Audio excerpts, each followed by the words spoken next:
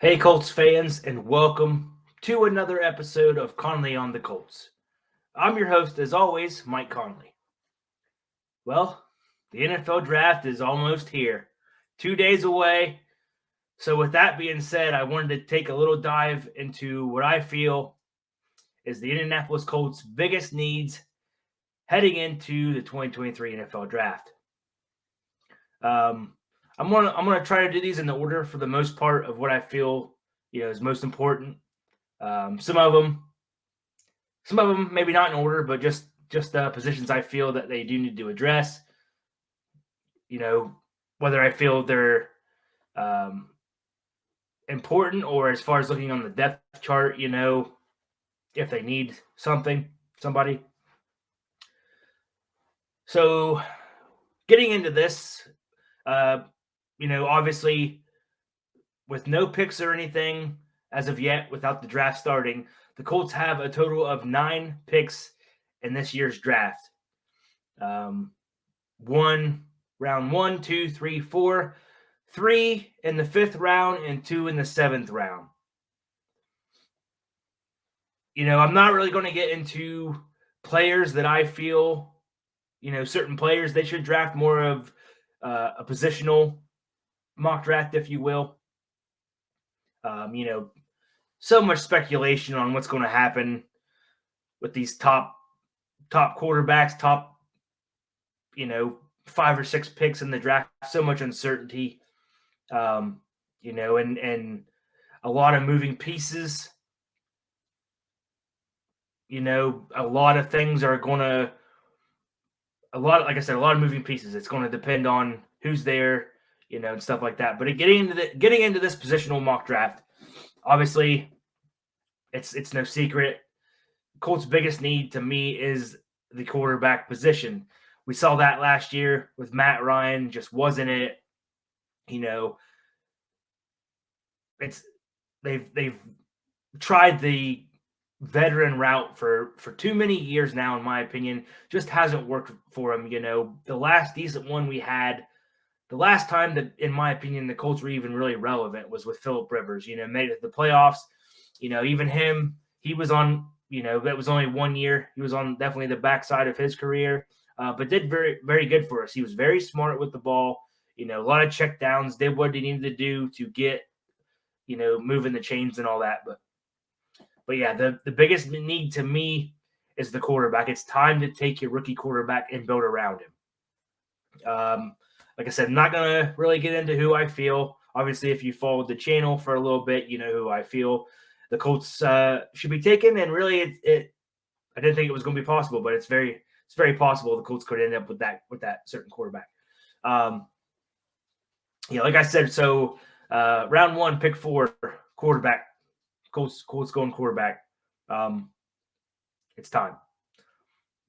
Now, to me, the next position of need, this could really go both ways for me here. But as far as looking on the depth chart, the Colts are in, pretty serious need of some more cornerbacks. Losing Stephon Gilmore in that trade, we got another 5th rounder for him, which is one of our 3 5th-round picks.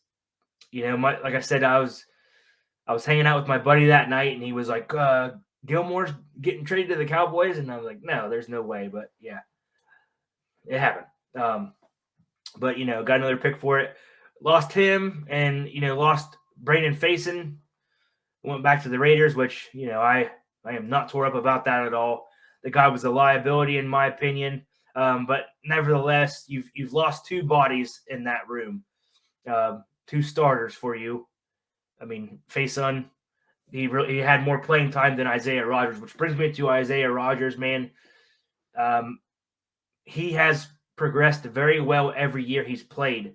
So if he can continue in that direction, he, like I said, Faison played more than him, and I know a lot of Colts content creators, fans also were just astounded. I know it seems like he was, because he was Gus Bradley's guy, came from Gus Bradley's system. He should have played a heck of a lot better, and maybe that's why Faison got more playing time than Rodgers. Because Gus was more familiar with him, but it robbed Isaiah of that playing time. And so, you know, losing two of your cornerbacks, I think, as far as a position of need, I don't know if the Colts will draft a cornerback in the second round, or if they'll go, interior offensive line, because to me that's another big need. Interior offensive line, um, more depth in the offensive line in general. You got, you know, Will Fries. He did decent for you last year. There needs to be more competition. There needs to be, you need to get, in my opinion, a better interior offensive lineman, but you need depth on that whole offensive line. The Colts, 3 years ago, best offensive line in the NFL, and it showed. They were stout, they were strong, they bullied guys. And now you're paying the most money in the NFL right now to a very, at least for last year, a very, very subpar line. Yeah, it got better as the season went on and got pretty good towards the end of the year, but that is not what Ballard has wanted to bring in to this organization, which was very surprising to me. They did not make very many. They kind of just rolled with the guys that they had. They didn't have that depth that you're used to seeing, remember the Carson Wentz year, the year 2020, year of COVID, man. I think it was the Cardinals game. Almost the entire offensive line had COVID. Even some second stringers, and they, guys came in, filled in, and did the job and bully guys, and it was fantastic. And you just haven't seen that. So that's why I feel like that's kind of, to me, cornerback is a big need. As far as on your depth chart, you're just missing the guys that you had. But you need offensive line depth. You have to get it back to where it was. And I could even see Ballard, because, like I said, they have the first round, 4th pick, then they have the 35th pick, which is a very good spot. But I could see Ballard, trading away that 35th pick and getting a couple more, sliding down in the 40s somewhere, mid 40s, and gaining another pick. He likes his picks, man. Like I said, 9 picks right now. Colts could even trade up to number 3 and get their quarterback. It's just going to all depend on what happens and all these moving pieces. But I can almost guarantee you that at some point Ballard will be trading down and getting some more picks. Next position of need, I really feel you need to go wide receiver at some point, earlier in the draft, whether that's round 3, round 4. You got Pittman, you got Pierce, you got, you bring in Isaiah McKenzie for that speed because you lost Paris Campbell. And Colts got McKenzie on a heck of a deal. To me, I could not fathom why they got rid of Campbell, but for the deal that they got from McKenzie, it kind of makes sense to me, as far as why they brought him in, anyways. And then you got Jelani Woods, man, who is going to be a rookie quarterback's best friend. 6'7", 6'8", just huge dude, huge target. You just need one more receiving threat. To just balance everything else out. Bring you a rookie in. Pierce did great. I think he's going to have a great year too. I'd love to see them bring in, a guy with some size and some really good speed to help that, to kind of just, can't hurt to have more weapons. But another position of need that I'd be interested to see, it's all going to depend. Position of need is linebacker, but it's all going to depend on how healthy Darius Leonard is. Hopefully the guy can get back to 100%, because when he is healthy and when the guy is in the game, he is a game wrecker. We've seen it. He's fantastic. He's phenomenal.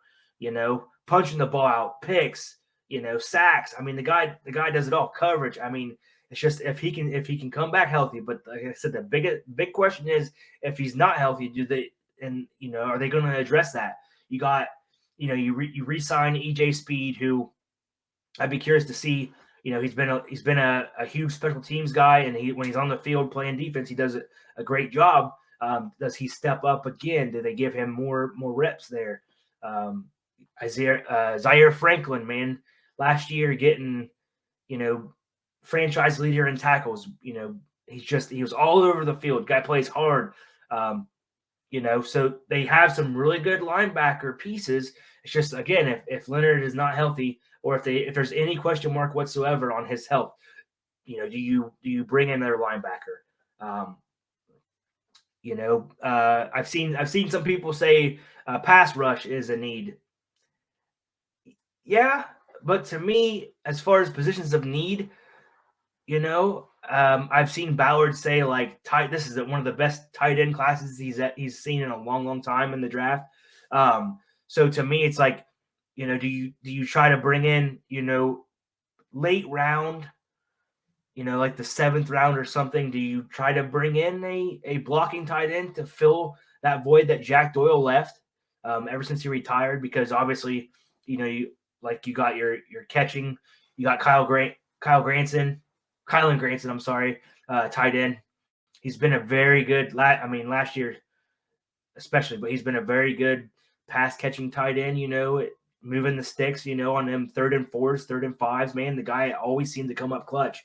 Of course, you got Jelani Woods, and then you're going to have,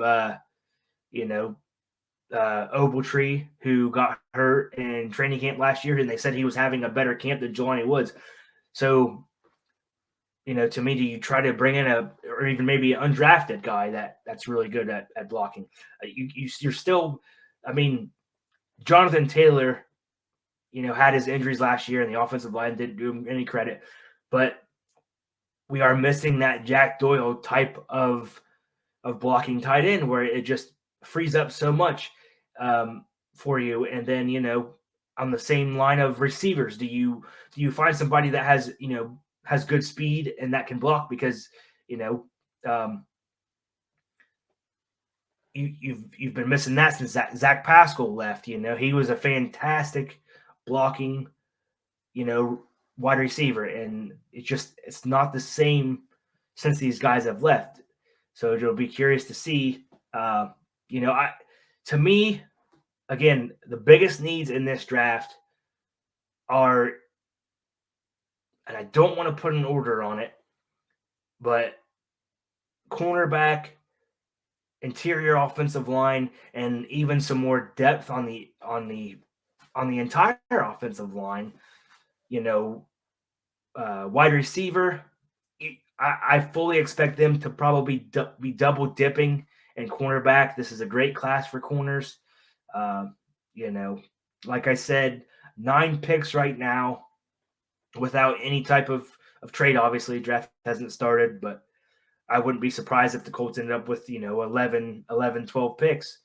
But again, I'll be curious to see if they go up to 3, they give up a couple, give up one this year, next year, what they do, how they're evaluating these quarterbacks.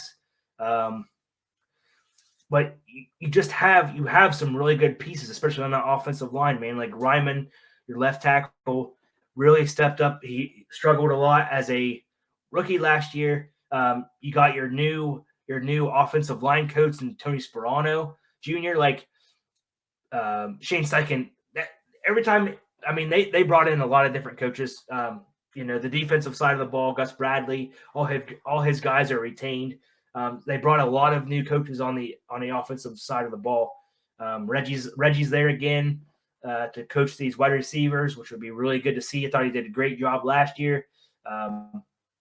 But one coach that Steichen continues, you see it all the time in interviews when they talk about coaching staff, is Tony Sperano Jr., the new offensive line coach. He said he was blown away, when they brought him in for an interview.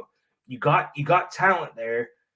Some guys are not doing, Quentin Nelson. I expect him to, hopefully be back to his, all Pro Bowl self. And I know Ryan Kelly hasn't done great the last year or two.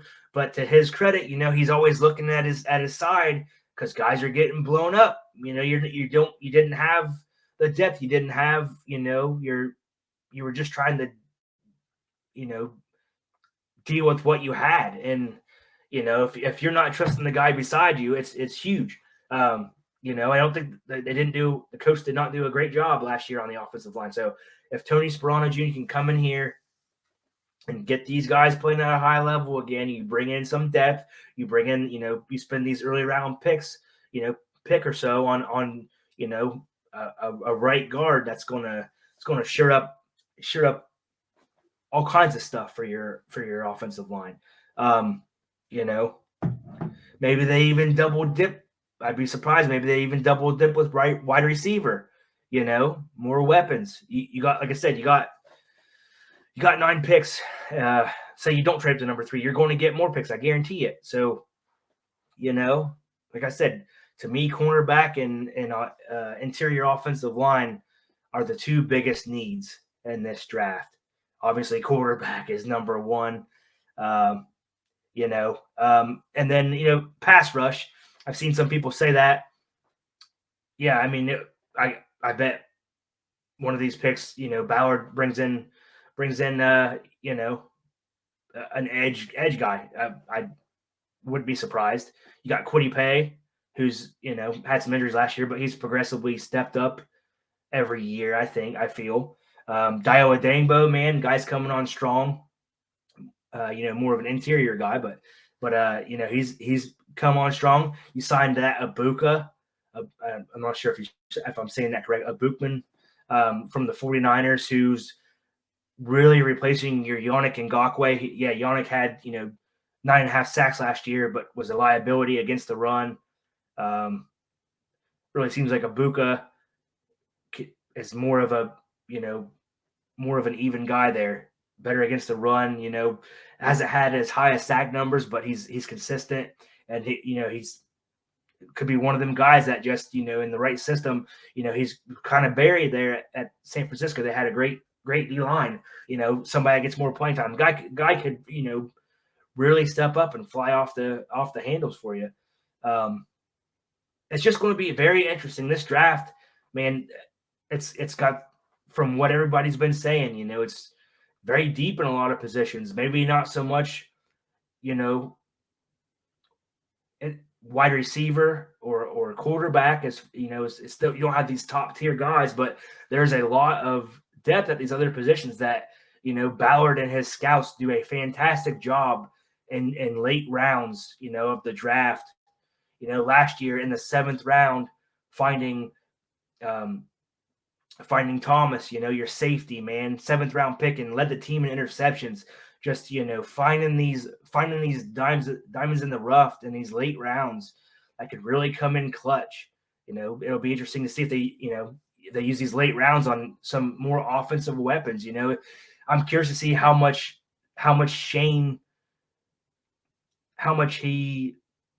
his word is in there. Hey, I want this guy. Hey, I want this position. How much say he has in this stuff, because they brought him in for a reason. They value his opinion. Obviously, he's your new head coach. So it's going to be very interesting to see what happens. I'm very, very pumped for this draft. I think this could be, like I said, a lot of moving parts, especially for these top few picks, who the Colts get. Very excited to see who they get as their quarterback, but I'm also very excited to see who they bring in for these other pieces. It's just going to be very excited, very pumped. So yeah, that's going to do it for this one. I appreciate everybody watching, listening again. Calling on the Colts on YouTube, and of course anybody who's continuing to listen on Spotify, Apple Podcasts. I appreciate that. I see the numbers slowly growing over there. So I appreciate all the support, you guys, and I am just so excited to watch this draft and recap it and see where the Colts can go from here. So, all right. Again, I appreciate it, and hopefully everybody enjoys the draft.